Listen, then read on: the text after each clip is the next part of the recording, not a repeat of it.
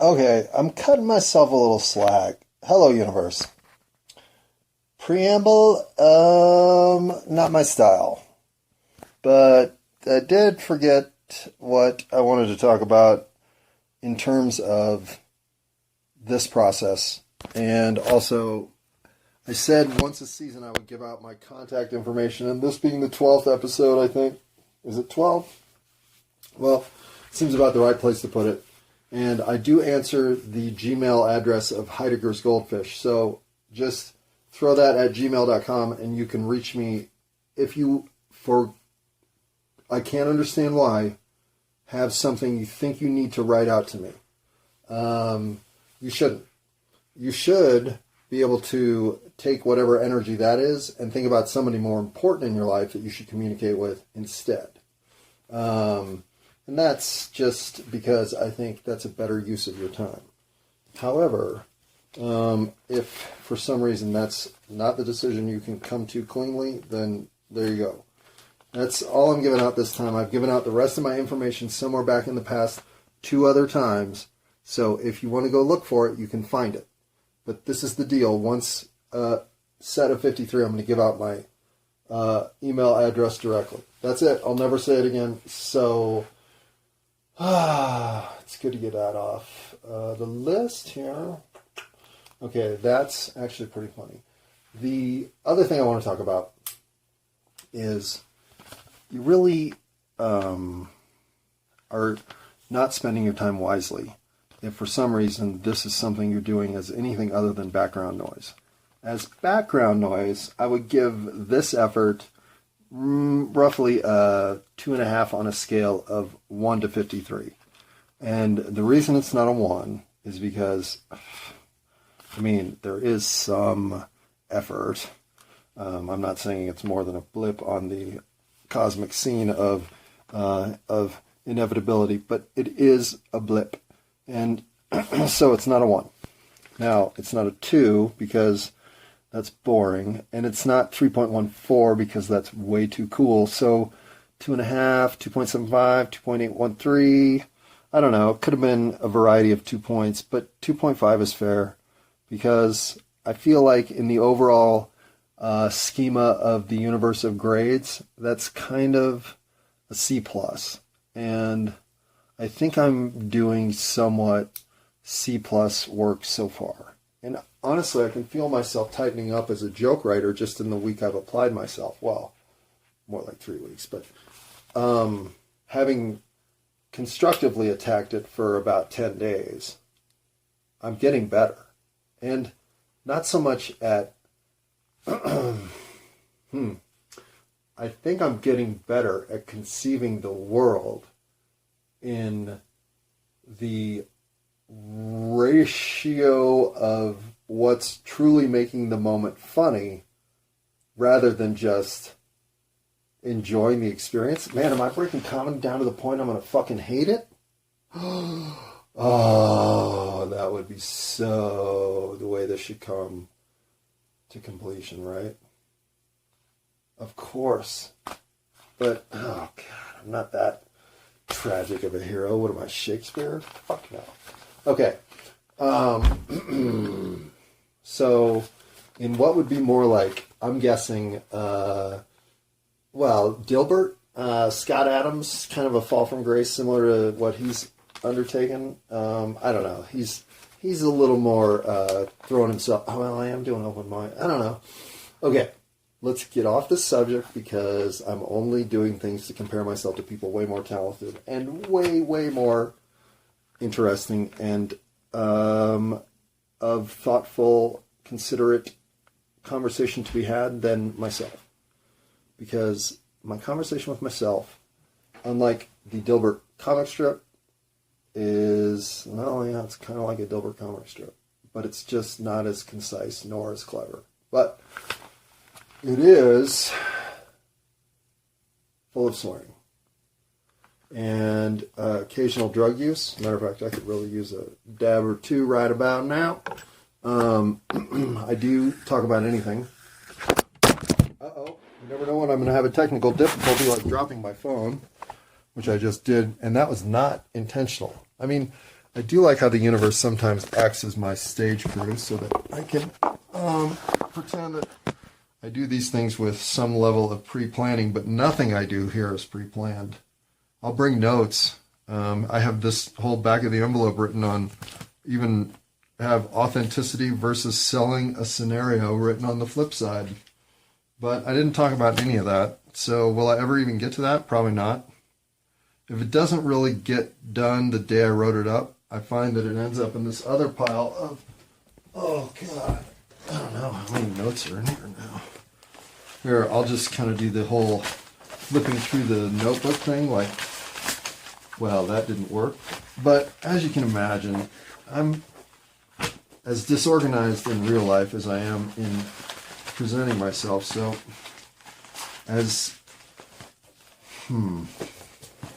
problematic as that has been throughout my life, I have a feeling concentrating on something of value to me, sharing a message I hope resonates value with you, as I think the conversation that needs to develop between all of us, regardless of what shape it takes, to bring value among us together, is really all that's missing from the happiness we're here to enjoy.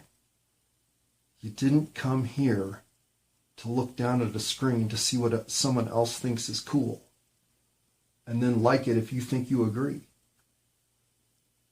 You just didn't. There's no inspiration in revisiting the creativity of another unless you're experiencing that creativity with them. To rewatch it is to live in almost drug addiction. It's like you want the high of the experience you had the first time. Unless it's truly such a transcendent piece of creative material that the replay gets richer every time you play it. In which case you have found the single most meaningful thing in the universe. But still shouldn't resonate more than the thing that you create for yourself. But if you're not creating for yourself, well then you're letting other people's creativity substitute for what is your greatest single gift. Your ability to do anything in this universe that you want, that you deem part of your reality worth pursuing and making happen. You've seen every idea the universe has to offer. Which one are you currently engaging with the passion that makes your life worth living? Well, I don't know that I am trying to press anybody to come up with an answer, because for so long I wouldn't have been able to say anything other than, well, who the fuck are you? Stop with the fucking questions and say something funny or just shut up. But it's not funny that out of 42 or 49 first world nations with access to first world media like internet and cable television, that Americans trust the media the least. And yet, what do? We spend all our time looking down at screens. Oh, why? Well, as I share myself via the technology, I'm here to say, no more. Nah, it's not like that. It's just, if you're not getting in a lot of face-to-face humanity, then why'd you put the meat suit on? I mean, the whole point of going through the density that it is to be this form is how great it is to be able to share this form with other forms. And it's magical to know that when you are sharing eye-to-eye contact with another human being, you do have a lie detector. You do have It's not a lie detector. You have a truth detector. You have a visible connection that is undeniable. And it's the true magic of being alive.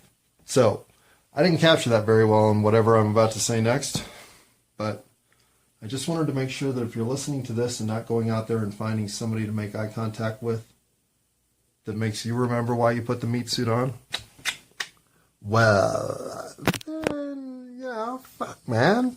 Get off your office chair, bed / chaise lounge, toilet, whatever you're on, and get your shelf. A more interesting life. Now, on to part 2. Pause. Good morning, universe! It's Monday, which makes all that fake enthusiasm all the phonier. Actually, that wasn't even fake. I mean, yeah, it was fake. It's not like enthusiasm's ever real. Not with this kind of shit going on in America these days. No, listen. I haven't been away for 48 hours or 2 days, 3 days, whatever it's been, because I've been cranky. But I have been cranky. I really haven't been cranky. It's just been raining. I mean, is it raining everywhere in America right now? Is it raining across the world? Is the whole world currently experiencing the doldrums of constant drizzling weather, if not outright thunderstorms? Ugh. Anyway, at least the plants are healthy. Aside from Lacus Sunus Maximus, Lacus Denver's used to us, I spent this weekend essentially begging my subconscious to come up with a clever angle on which to base an entire set of comedy. And I believe I figured it out. Now, that's a little boastful, since I've only written the first probably 10 minutes. But the first 10 minutes wrote themselves. And this is what I've been looking to find somewhat in the public voice that I've always been able to rely on, or I guess is the character part of myself that drives me from the sit-down comic to the stand-up comic. And that is not just helping frame Phoebe. And no, I'm not just blaming my dog for that. That was my dog. Uh-oh. Better go pooper. We'll be back. Pause. Unpause. Pause. You done drinking out of the toilet? All right. You gonna have an... All right. Good morning, Phoebe. Oh, poor booger. Okay. Well,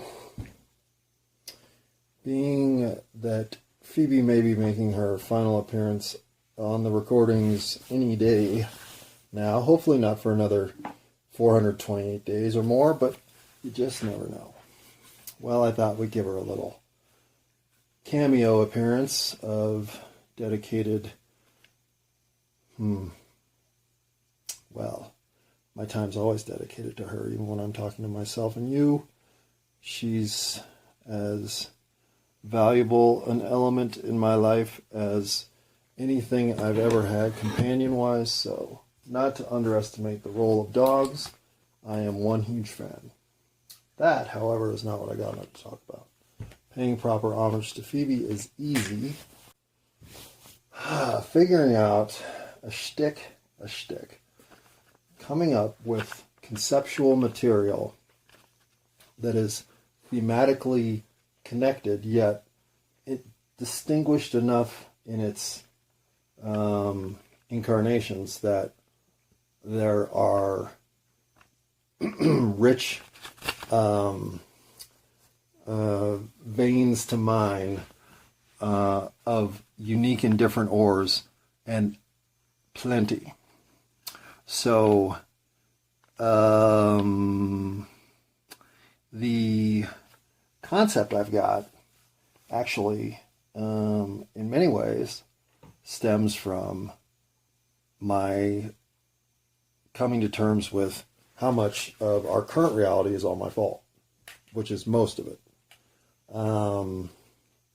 Well, it's not so much that I blame myself.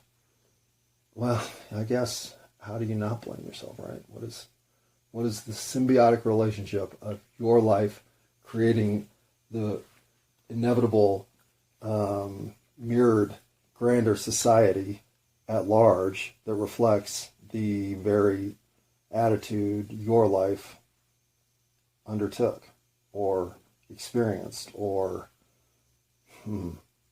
resulted in processing. Let me give you an example.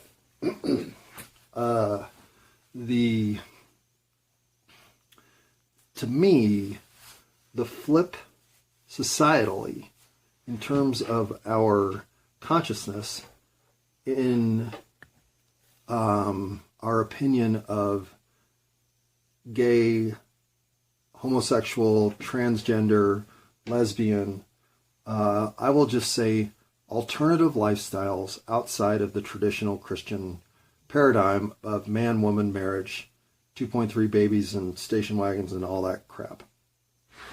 We, I think any rational adult knows that alternative lifestyles have been a part of humanity historically, but their hush-hush nature of both 20th and early 21st century existence, well, when it flipped on a dime, and essentially, all of a sudden, thanks to a collision of impulses and cultural readiness, and frankly, a rare sign of tender compassion for our fellow human journeyer, well, it was fine and in fact quite liberating to see the acceptance, and not tolerance, but acceptance of alternative lifestyles, primarily homosexuality and the derivatives therein.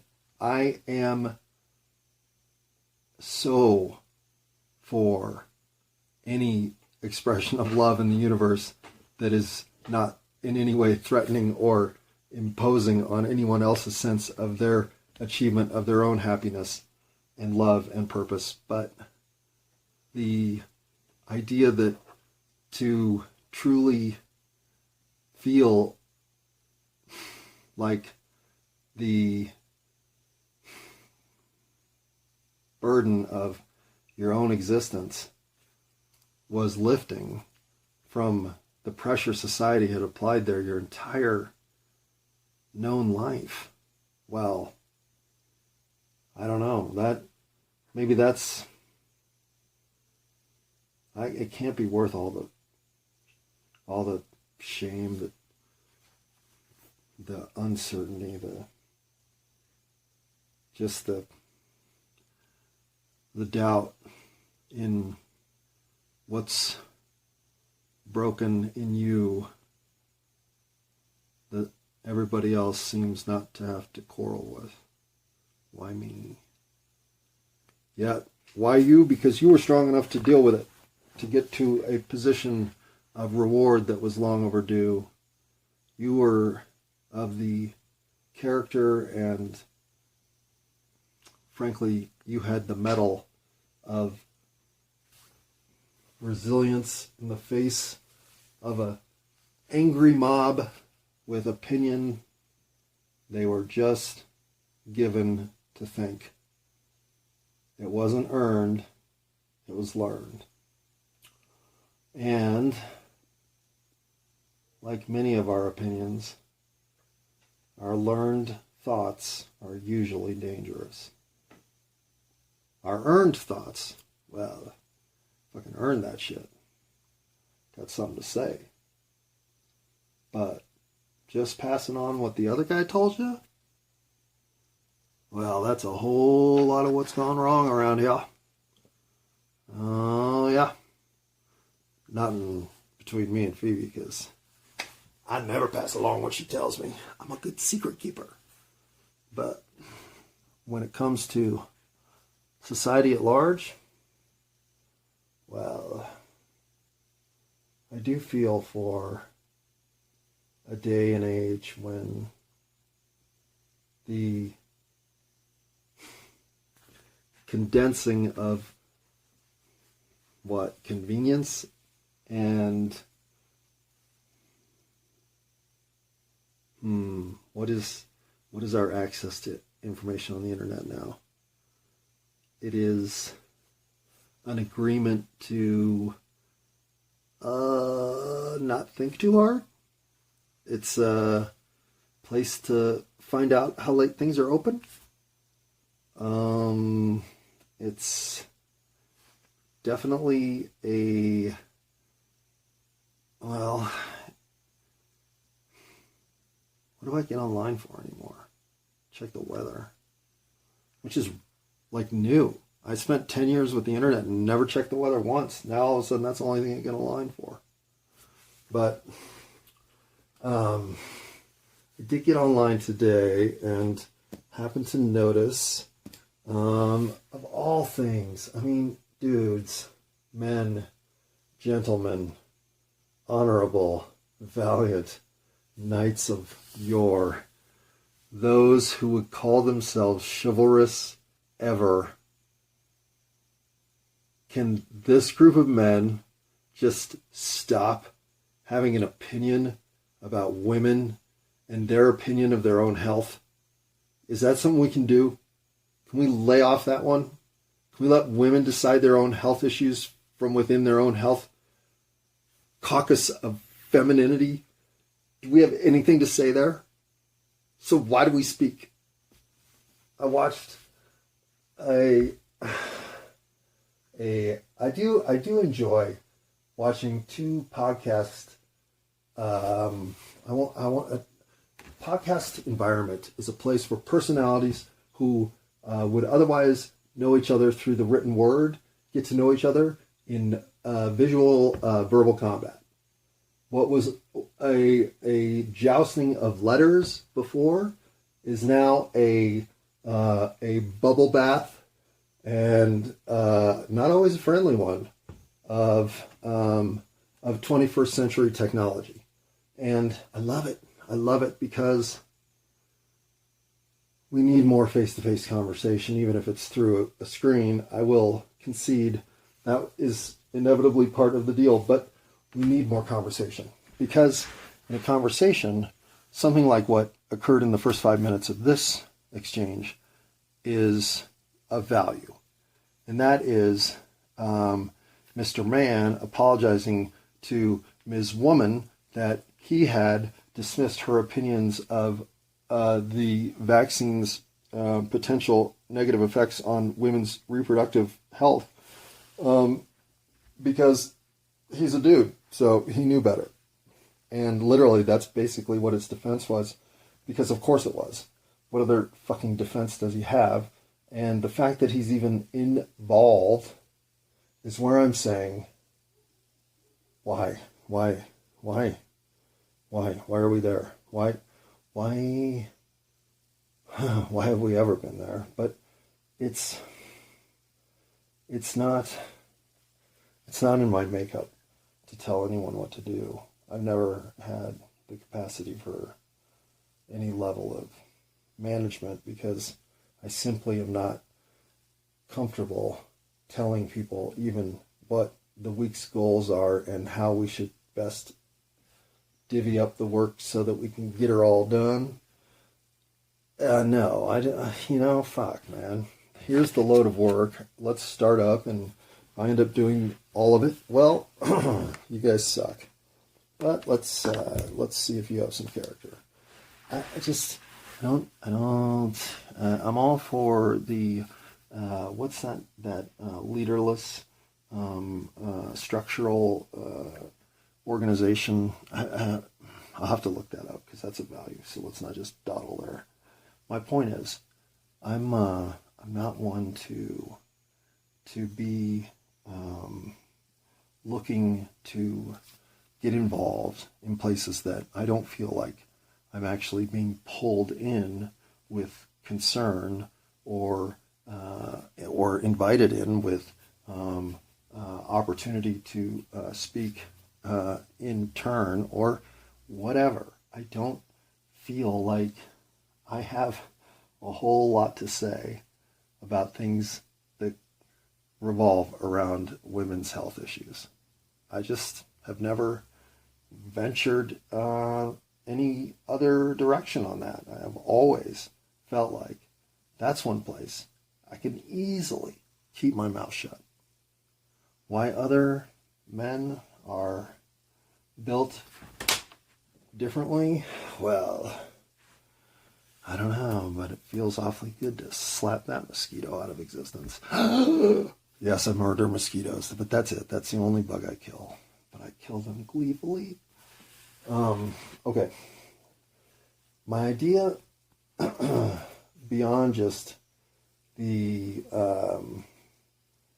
feeling of what I saw happen to cultural sensitivity toward same-sex relationships and variations therein, I was, like I said, remarkably touched by society's show of kindness. But this was such an abrupt shift that it was one of those, wow, you didn't even really get to process the turning of the tide because the tide turned so quickly that you were just in a new reality. And see, what's funny here is, as part of my 1970s, 80s Colorado upbringing of propaganda, I don't want to call it mind control, it was more brainwashing, if not just plain thought insertion. Well, we would use the words gay and fag derogatorily in elementary school, much like South Park. In fact, South Park is so almost spot on for my elementary school experience, it's a little spooky. But the reality is, you just had words that were bad enough that you could use them, but not so bad that you couldn't use them. And those were the words that fell into that category. And because at that time of life, the 70s, on playgrounds in Colorado public elementary schools, that slang was considered appropriate.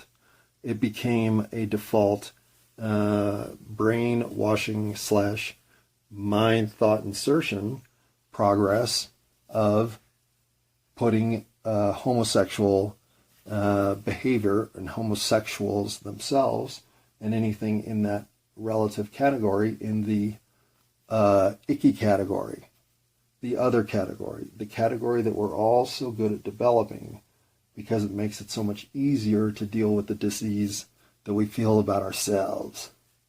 If we can feel somebody else is at least worse than us, well, we can drag our sorry asses out of bed.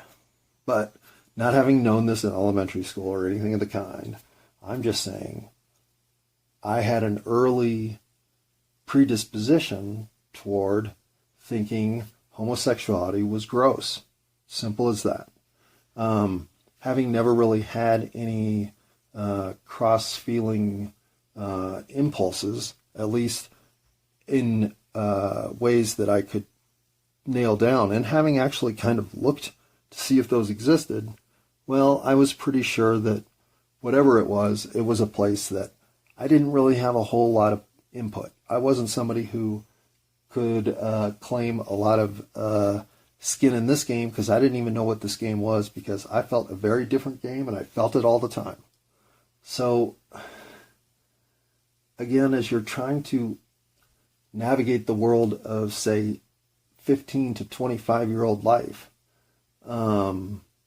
you do start to have to confront more of these social issues like homosexuality in a very concrete way, not the nebulous playground fourth grade insult way that it has mostly dominated your life.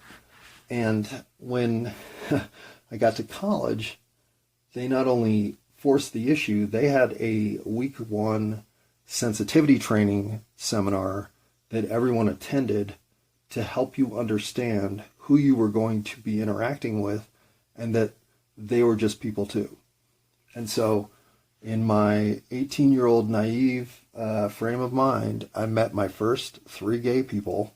There were no out gay people in my high school.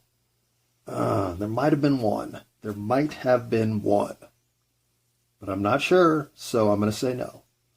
However, here I am, and I am looking at 3 very smart and average people. And it was an immediate disarming of a prejudice that I never really had, but a full-on conditioning that I was 100% bought in on. And in an instant, I basically said, there's nothing wrong with being gay. I mean, what was even wrong with it in the first place? And I had just never asked myself that question. Because having never had more than insult material from which to work, well, my default opinion here was completely and totally non-developed. It was borrowed and imprinted in a way that, had it never been challenged, would probably be the same today that it was then. But being challenged even a little bit made it wash away completely, because I thought, okay, why was I even thinking this? Well, I wasn't. I had never thought about this at all. And I think in many ways, when the country flipped, it was as much a moment of, why is it this way? Do we care? Why has anyone even, I don't care. But Dave doesn't care. Bill doesn't care. Brian doesn't care. If Brian doesn't care, nobody cares. It was a situation where common sense, I think, just got time to finally sit down and say, now, what have we not caught up with? Oh, yeah, let's examine that. So, now that society mimics my life, and I can draw out a few of these, well, I don't know, there's some comedy material there, and there's enough there that when you start to look at it, it's like, well, fuck, man, maybe this is all my fault. So, I spent the weekend developing that concept, and I like it. I like what I've come up with. I mean, I was around, well, I don't know that for sure Visa didn't emerge in a market other than Denver before 1970s, but I remember going to McNichols Arena when they had just the MasterCard and the American Express signs, and then the next season they had the MasterCard, the American Express, and the Visa sign, which was new.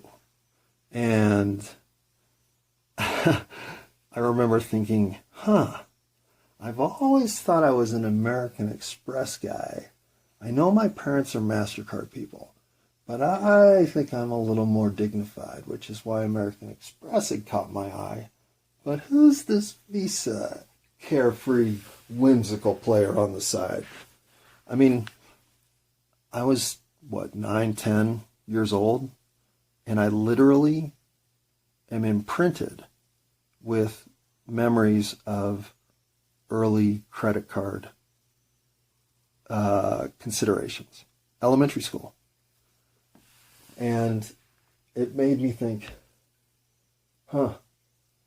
well, there's got to be something in there that helps draw a line to the $1 trillion of credit card debt that Americans currently hold right now.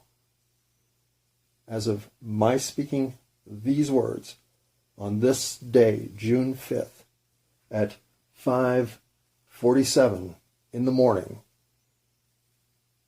we are $1 trillion in credit card debt.